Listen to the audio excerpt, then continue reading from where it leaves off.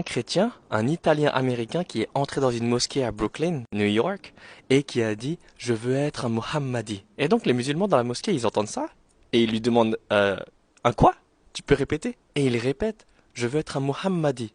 Comment faire? Comment faire pour être un Mohammadi? Et les musulmans, ils sont un peu confus parce que personne dit ça en fait. Et donc ils jugeaient pas, mais ils voulaient vraiment comprendre qu'est-ce qu'il voulait dire par là. Et donc il y a un frère musulman qui lui dit bah vas-y suis-moi.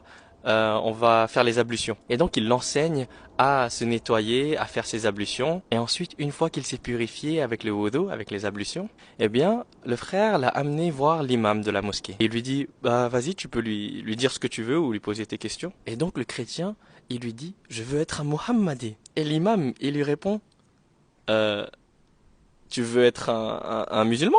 Et le chrétien répond, oui, je crois, oui.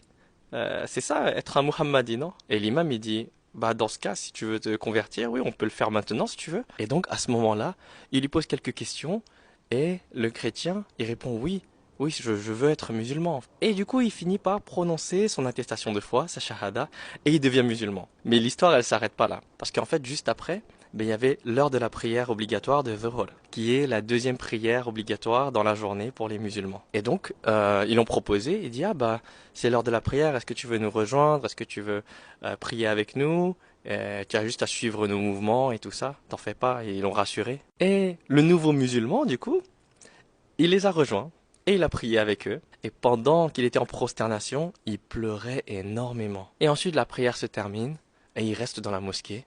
Et on lui explique qu'il y a 5 prières par jour, on lui explique que la prochaine prière, elle est dans 3-4 heures environ, qui serait la prière de Asr, du coup. Et il reste à la mosquée toute la journée.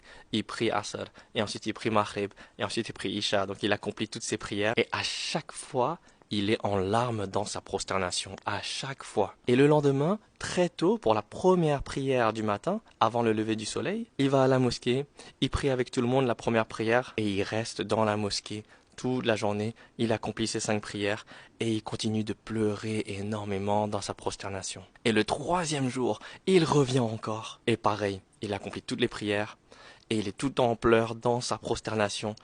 Et du coup, à la fin de la prière de Dhuhr, dans ce troisième jour, il y a un frère qui va le voir et dit, je t'ai vu, j'étais là durant ta conversion, et à chaque fois qu'on priait, je te voyais être en larmes dans ta prosternation. Et en fait, je voulais te dire, je trouve ça tellement noble. Il lui dit, c'est tellement noble.